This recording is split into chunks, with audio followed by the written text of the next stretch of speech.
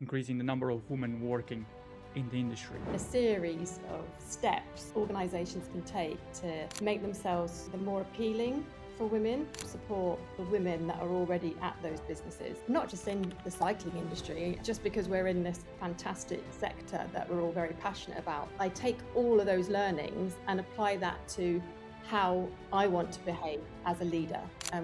There is a huge opportunity for us. I think we've done a lot of the heavy lifting to get the business in the best shape it can be, and I've got a fantastic team around me to help deliver that. I think if you want to change culture, then you have to lead with that change.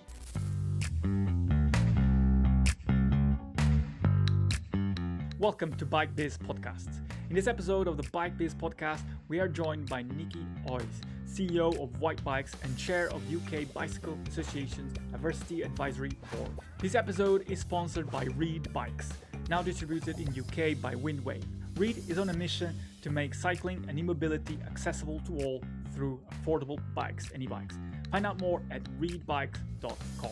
In this episode, you'll get practical insight into leading through uncertainty, developing talent, and building resilient organizations in a challenging market. You will hear Nikki's candid take on 5 key things. Number 1, why inclusive leadership is a commercial advantage, not a distraction. Number 2, what good leadership really looks like in today's cycling industry. Number 3, how to support and develop future talent and leaders, particularly women from within. Number 4, the lessons from leading Whyte Bikes through industry downturn, private equity ownership, and new investment. And last but not least, number 5, what cycling industry should stop doing and what it must start doing to move forward. And if you enjoy this conversation, make sure to follow BikeBiz Podcast for more conversations with the people sharing the business of bikes. Now, let's get into it. Welcome, Nikki, to BikeBiz Podcast. It's a pleasure to have you on the podcast. Thank you very much. I know it's been a while, a long time coming, but yeah, I'm delighted to be here. Brilliant. So before we get started into this conversation, what I'm really looking forward to, I first need to acknowledge that my experience is of a white heterosexual male working in the cycling industry, and I'm also a cycling enthusiast. As a result, my approach to all of these conversations with all my guests come from a place of curiosity. And March is, of course, the month of International Women's Day.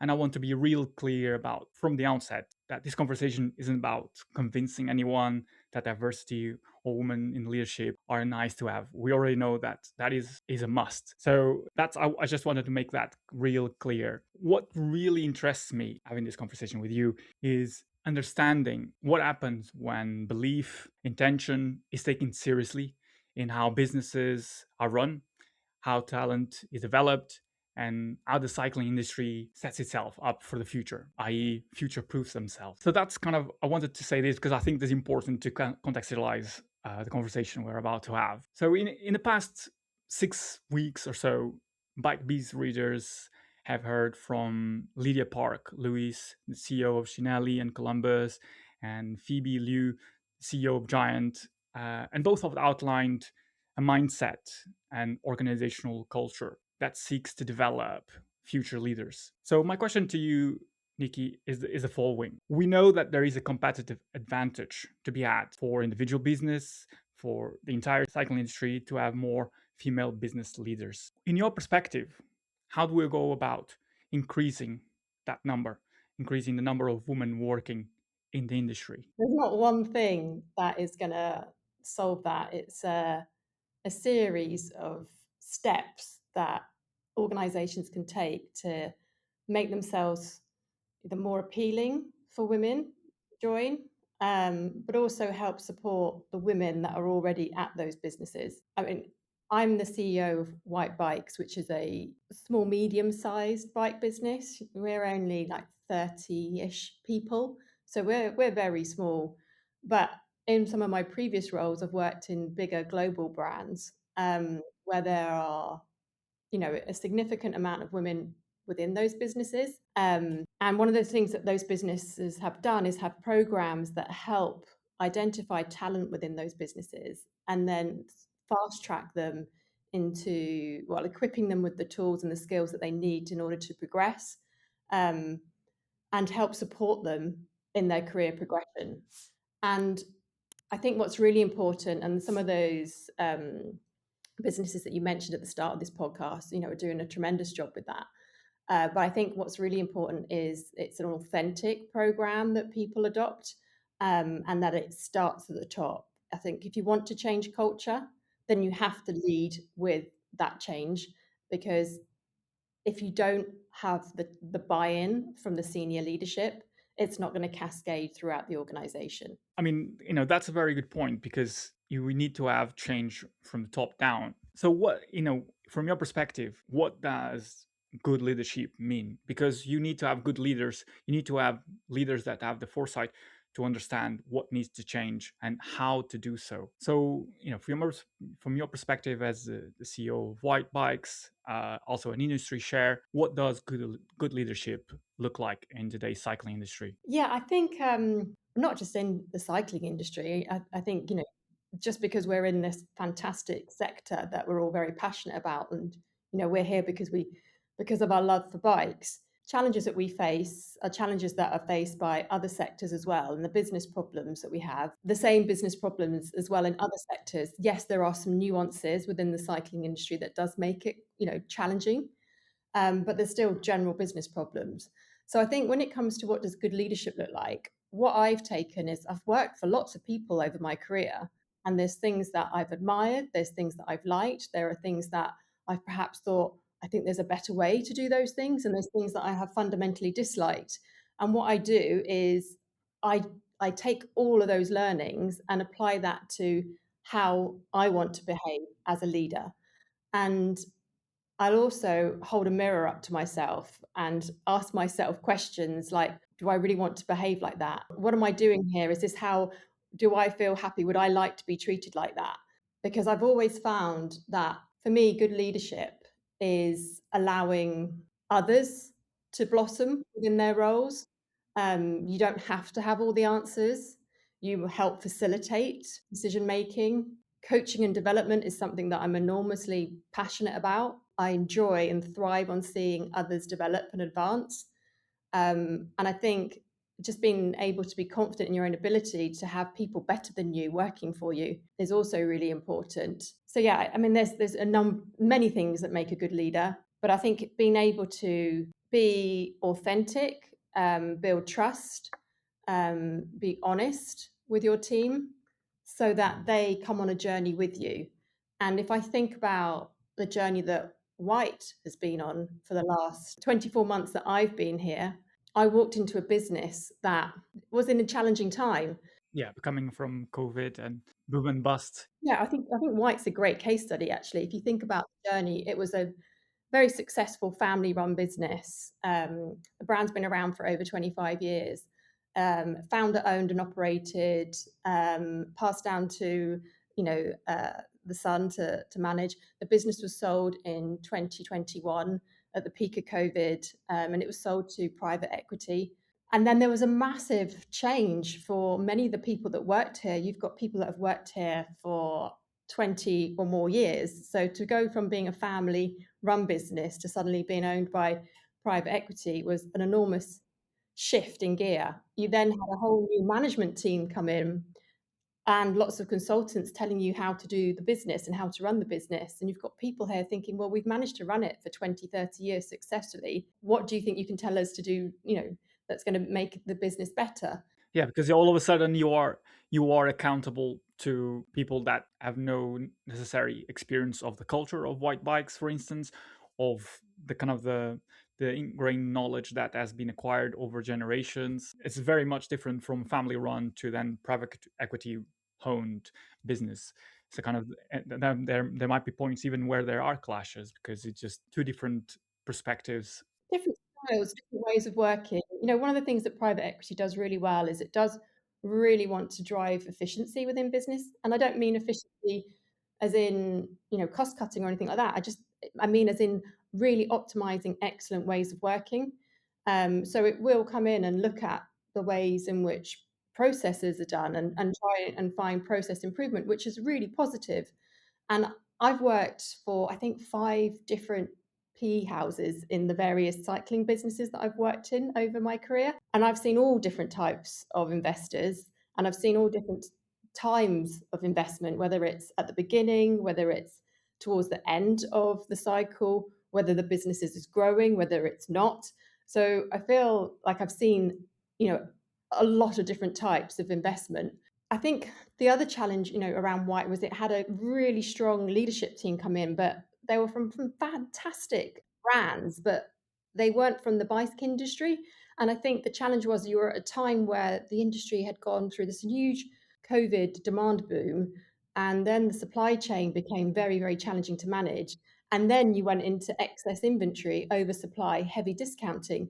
And if you put all that and try and navigate that. It's hard for anybody, but I think, one of the challenges that Whyte had was it didn't have anybody at the top table from the industry during that time. So it went through a difficult time, I think. It had did some fantastic things, did a whole rebranding exercise, which was really strong, really focused on electric and made some really fantastic bikes. But I think it was absolutely challenged by the heavy discounting and the oversupply.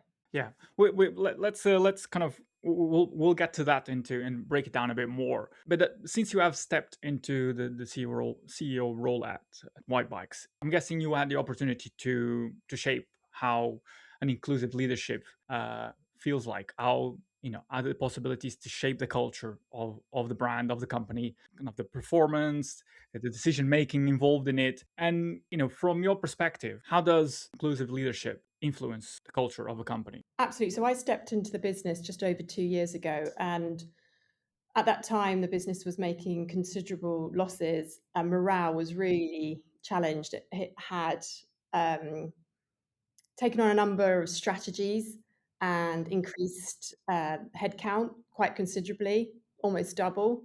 And then it had gone through a restructuring exercise. So the team were very bruised. They'd been promised all this growth, these fantastic strategies, um, and then there was a reversal on a lot of that, and they were seeing their team members, being made redundant. So I came in, and yeah, it was difficult. Morale was very challenged.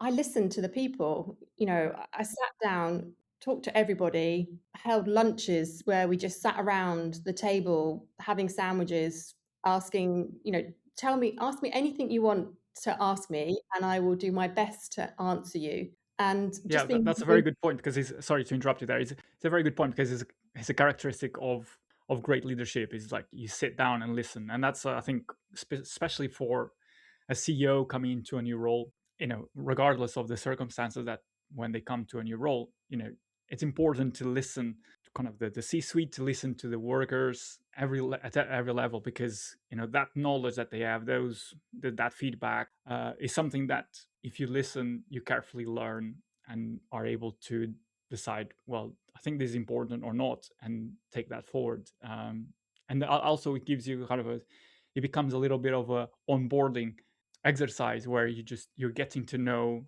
the inner workings of the company, but also getting to know personally each and every one of the employees of the company that make it tick. Yeah, exactly. And everybody has the right to be heard and has a valid opinion.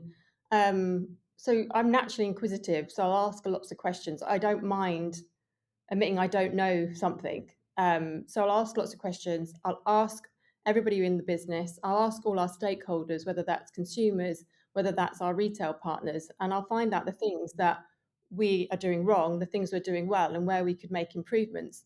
So I was really very inquisitive at the beginning, and still am. But then with that, I think you have to acknowledge that the business had done really well in the past and acknowledge everything that those fantastic people had achieved. But then I think it was about being really honest about the challenges that were facing the business, at that time. But then it's also very much about then putting a plan together that gives them hope and motivates and inspires them, because you want them to want to stay working here and be on that journey with you. So yeah, honoring the past, being honest about the right now, and then giving hope for the future. Within that all of that framework that you've done at the beginning, how does that, in what position were you to think about how do I want Whyte Bikes to look, whether it is bringing more inclusive strategies, whether is welcoming more diverse perspectives, narratives. How did that was put into the kind of the strategy or the plan at the beginning? So, people, talent, that's an important pillar within our strategic plan. And, it's not easy trying to bring more inclusivity into what is a male dominated sector, because if you do have vacancies, then the pool of people applying for those are still very much 95% male dominated. So it's really difficult to actually recruit for certain roles. But I have been really, I guess I've been really surprised by the talent that we already had in the organization and been able to elevate those people into having, more of a voice. And then I've also been really encouraged by the applicants that we have had to the small number of roles where we have been able to, recruit additional heads into the business. So it doesn't matter really whether you're male, female, what your background is. I think that you have to be the right person for the role. Speaking obviously to that gap, and then kind of and acknowledging that the cycling industry is male dominated, and there's been a lot of projects, a lot of work being done to kind of level that out, to reach kind of a level playing field, if you will. And I mean, and this you can kind of from a personal, from a professional experience. How do you and we as an industry encourage and support and enable professional development of women in the cycling industry? Yeah, I mean, I think there's some fantastic initiatives out there. I've been part of the Uplift program since day one, that Rachel Burnside with Shift have pioneered. And, so many women have come through that mentoring program now. I think we're into our fourth or even fifth round of mentorship. It's such a fantastic program. And I get out as much as I put in. I learn things from all the women that I mentor. And actually, what's really positive is seeing those mentees take what they learn or discover through the program back into their roles and then advance their careers. So things like that are really, really working well and are really tangible.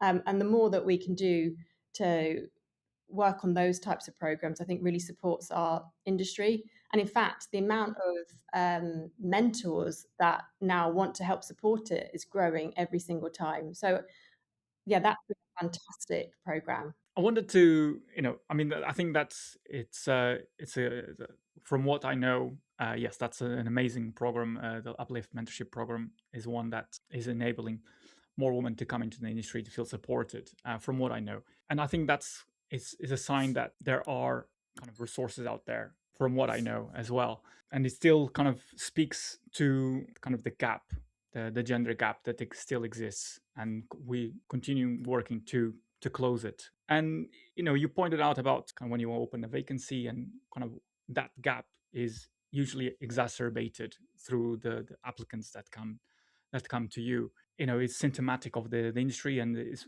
something that many people are working towards fixing, I guess. And I wanted to kind of tie into your experience, Nikki, because you started talking about the challenges that you have faced in the past 24 months, starting as a CEO of Whyte Bikes. And I think we can go on and on about the challenges, and it's important to understand, to kind of develop.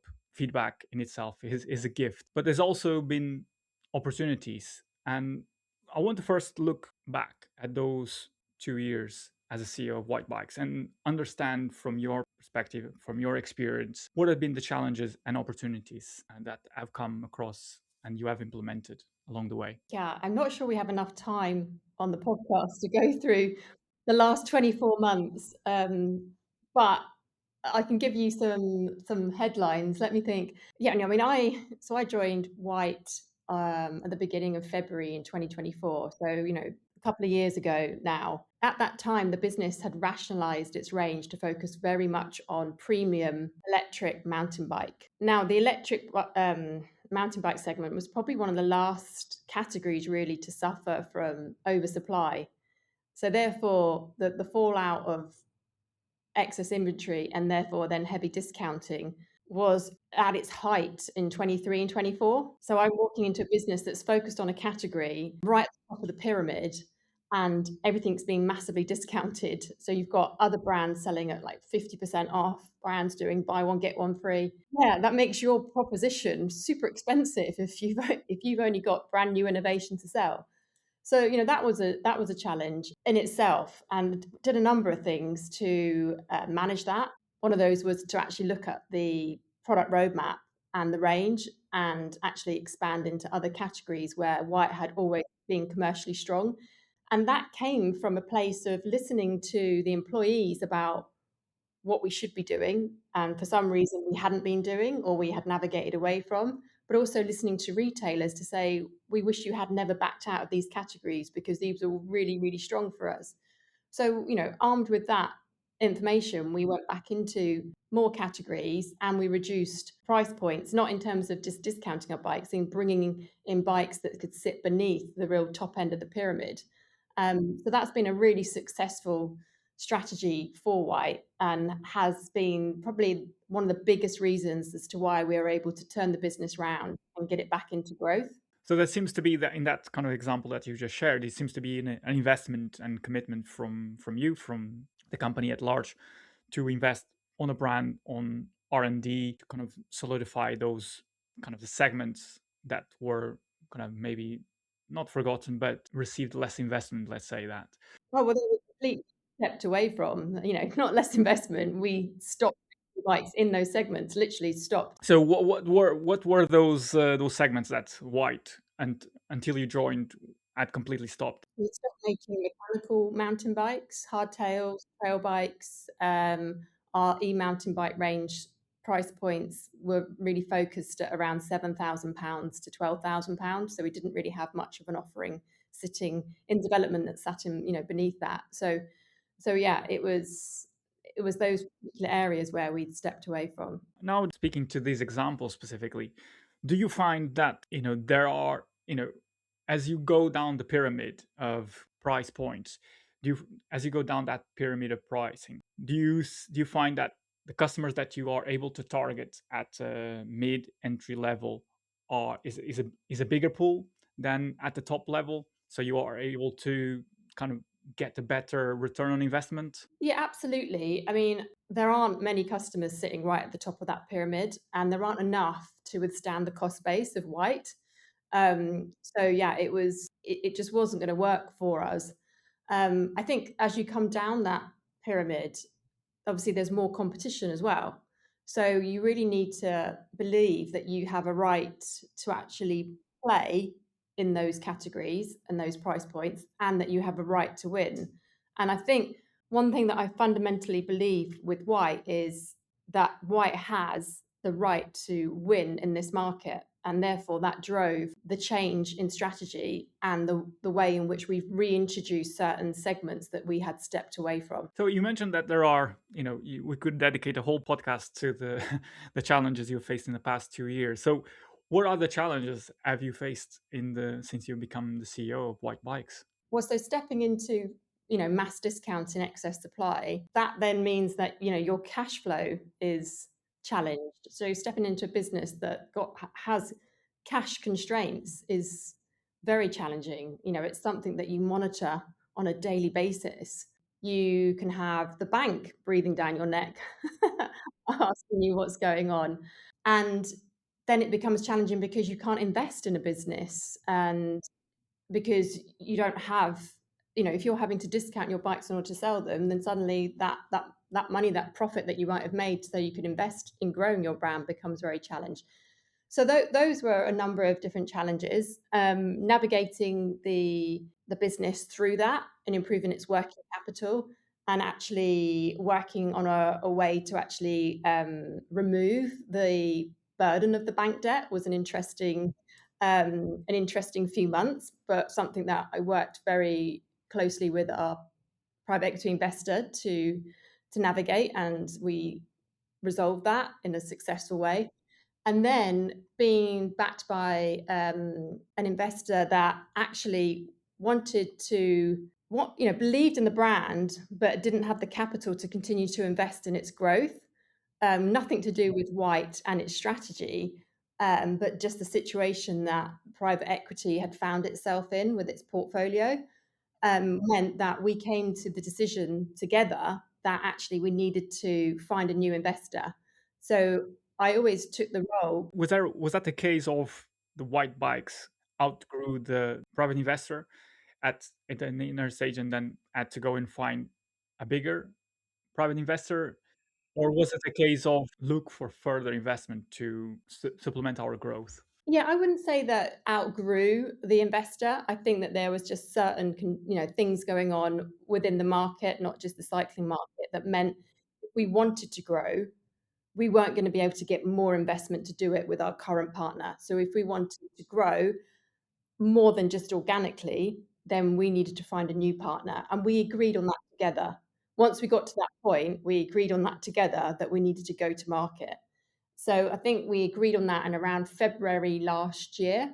And so that meant that I was then going to be managing an exit process. Now, having joined Whyte as CEO as a private equity backed business, I knew I was going to be leading an exit process, but it came earlier than I had planned. But that was okay. Always up for a challenge. That's one of the things that motivates me and makes me take these, challenging roles.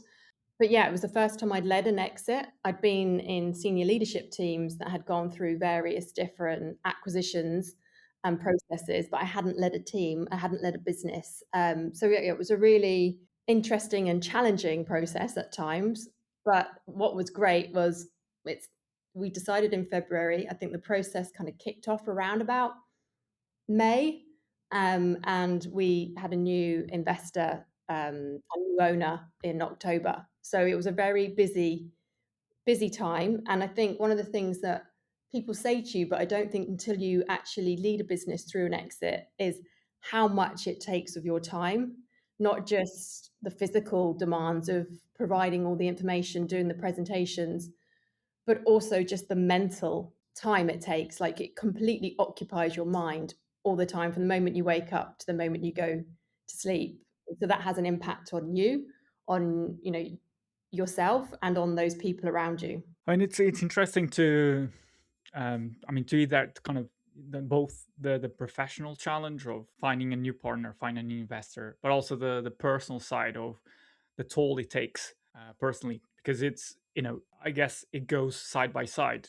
You as a person needs to have the energy, needs to have the motivation and the focus to keep going and keep that kind of the troops, if you will, motivated, kind of aligned with the strategic vision that you have. And the resilience. I think the resilience is the fundamental piece that you need, because you have to wake up every morning, stand in front of your team, and be ready to go, or stand in front of a potential acquirer and keep going. So yeah, I think the resilience is really important. And this is one of the things I say to a lot of people that I mentor, is being comfortable with being uncomfortable is how you grow. And that's how, why I take these roles. That's why I do what I do. And I think if I just enjoyed a comfortable life, then I probably would get bored. I think I thrive on challenge. I was having this conversation this morning with somebody in the industry I've known for over 15 years. And we were talking about the exact same thing, that, growth comes from when it's difficult. It doesn't come from when it's easy. It's so very true. I guess it comes from the seeking, not that I don't know how to phrase this specifically, but that discomfort, knowing that you're stepping into something that you're not quite confident in, knowing what is going to be the outcome, but you believe in yourself, you believe that you will able to learn, adapt, grow, and as you rightly said, is being comfortable with the discomfort, and that's kind of that's the growth, where growth happens. You mentioned three challenges you've had in the past 24 months, and I want now to look at the opportunities. Where do you see the opportunities for Whyte Bikes and for the industry at large in the next 24 months? Yeah, I mean, I think there's a number of different opportunities for Whyte. I've always felt that Whyte is kind of like one of the best kept secrets, and it really should be bigger than it probably is. And I think one of the reasons that it's been held back is, it had a great founder, and who was happy to keep the brand growing, but didn't need it to grow, if that makes sense. Didn't need it to grow very big. So, just kept it kind of ticking along. And then you had the investment, but the investment probably came at the wrong time in the market. So we're now in a position where, we've got a great investor. The business has a very healthy balance sheet. We've already got a turnaround strategy that is working, and that's been working because we've gone back into customer segments that we'd stepped away from that are actually growing. If you look at things like the Bicycle Association market data, you can see there is growth in enthusiastic segments, which is where we predominantly play. I think people are still riding their bikes. E-bikes are becoming, I mean, you still got very expensive ones, but they're, the technology and the innovation that's driving it is becoming, I wouldn't say cheaper. Well, I wouldn't say cheap. I'd say it's less expensive than it has been. So you can get onto the e-bikes more easily. But we're also seeing growth in, the mechanical mountain bike category too. And then we've also got growth happening internationally. International isn't something that we've been hugely proactive and really targeted in the past, and that's something that we are doing now. And there is a huge opportunity for us, both in the UK but also internationally. So yeah, I'm super excited about where we are now. I think we've done a lot of the heavy lifting to get the business in the best shape it can be. And I've got a fantastic team around me to help deliver that. And so, I mean, you mentioned about the new investors that have come into the business. I'm guessing, and correct me if I'm wrong, that has always been with the aim of achieving further business growth. I think that you have mentioned that already. You kind of outlined how you're going to do that briefly through tapping into categories that you haven't dedicated so much effort in the past years, expanding into new markets outside UK. You mentioned as well the kind of growing share of the market in terms of the enthusiastic rider. Are you aiming with the kind of the tapping into the new markets, into the segments that you haven't explored so much in the last years, to kind of expand into new audiences, or just try to focus on a real core audience within the segments? It's a really good question. One thing that I think is the reason why Whyte has navigated the challenging sector for the last few years is because it is focused. You could perhaps say it's a niche brand. We focus on off-road. We don't want to be something to everybody, because we only make a bike and bring it to market if we believe it's making the ride better.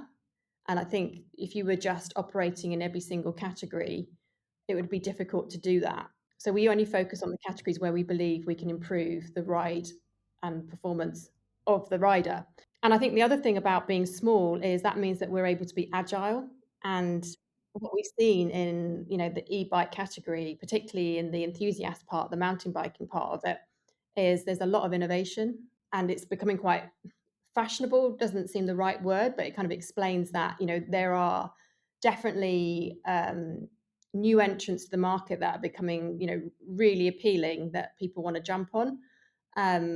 And so that is driving innovation, and it's making dominant brands be less complacent about their offering. So it's hugely exciting.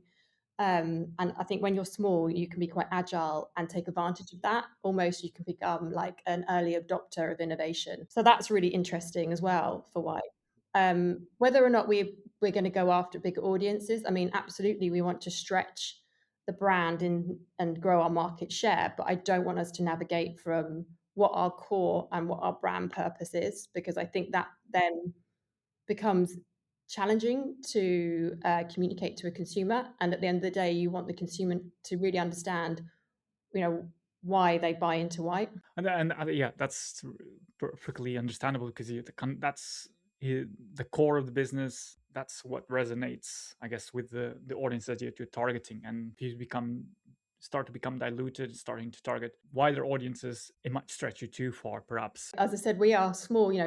We're probably, the size of our business is probably smaller than some of the other brands we compete against, just R&D team, our whole business. Yet we'll go up head to head to them in a review and win. So I don't want us to, lose that, because all our bikes that we put out there have to ride really well. But we will go into other customer segments, but they'll have to be customer segments that make sense and are adjacent to the ones that we're already in. It's a great benefit to be, you mentioned about the size of the company, but it's a massive asset in my perspective, because it allows you to, as you said, be nimble, be agile, bigger players at kind of at a level playing field, as you said, through kind of having better reviews than competitors that are much much larger. And that's something that you see happening with small brands that are able to really narrow their focus into producing something that is very very good in that category, and then outpacing sales in against competitors that are much larger and are more complacent, if you will. You mentioned that as an opportunity. Are other opportunities that you see in the cycling industry at large? I absolutely think that what you just summed up there describes it perfectly. There is opportunity for the smaller brands who are focused, who are brilliant, who are bringing brilliant product to market to take market share. And I think that is something that Whyte has always been known for producing great product. Now the time for Whyte is to really focus on building that brand awareness, and being really clear about who we are and how we communicate that to the customer. But yeah, I see so many similarities with other smaller brands that have the opportunity to do something and do something really well and have that great product. I think if you have great product, then you have a right to play, and with good business management, then you should thrive. Well, product is the beginning of everything. If you have the great products and you can build a team that you trust, that are experts in their own field, allows you to grow, allows you to make grow in kind of revenue, profit, and kind of start kind of raising the profile of the product and the brand as a result. I wanted to kind of bring this to kind of to back to the cycle industry, because there is two questions that I ask of all my guests in the BikeBiz podcast, and kind of reflect their professional experience and their experience, their personal experience of working in the cycle industry. So the questions are this: what's one thing that we should stop doing as an industry? So one of the things that I think challenges the industry, we're already in an industry that where the margins aren't huge because of the supply chain. There's many different parts to the supply chain, and everybody's taking a little bit of margin out as they need to run their business and create return on investment for their stakeholders. So our margins are already lower than other sectors. But the challenge that I think we have is there's COVID really highlighted the problem around excess supply. But even before COVID, and now now COVID is 4 or 5 years away, we still have excess supply, maybe not to the same extremes, but there is still excess supply. And the challenge with that is then there's this need to always go and clear out your supply to make way for the new stuff. So what would be great is if we could get to a point where we understand the size of the market, like you might find in other consumer goods sectors where there is much better retail sales out data. So you can really have a good understanding of the size of the market, how it's growing, which territories are growing, which categories are growing. And the BA has done a great job in the UK, but really the UK is quite alone in having that data. But really having much better data would be great, because then I think it would help brands look at what they're producing and how much they're producing, help retailers see more about how much is being sold. And so therefore we could then not have all this excess inventory every year that then devalues the brands. So that would be something that I would like to see. So now let's look at the positive. What should we start doing? So sharing more data. So I think, quite often people feel that their data, they're protective of it. They think if they give it away, it means they lose competitive advantage. But I don't think that. I think that if more people provided data, and there are more versions of what the BA has done with the UK market data globally, and I know they're doing things with the German market, I think it would just help the industry advance enormously. Brilliant. So that's, I guess, two actions that can be taken right just from the end of these conversations, like what we should stop doing and what we can start doing. And it's very positive to hear those two, because hopefully it gives us a bit of understanding and perspective of what, of what we know is the challenges already, but that you're giving us a call to action, if you will. And I think, I listened to Dom's podcast, and I think one of the things he said was retailers buying what they need. I think it's on the similar theme. So I really do think that would help everybody. With that, I wanted to conclude the conversation and thank you for the amazing insights that you have shared with us, and for sharing your experience, Nikki. So thank you. You're welcome. Thanks very much. Thank you for listening, and make sure to follow BikeBiz Podcast wherever you listen. It really helps more people like you find the show. And big thanks to our sponsor, Reid Bikes. We'll see you on the next month for another episode of the BikeBiz Podcast.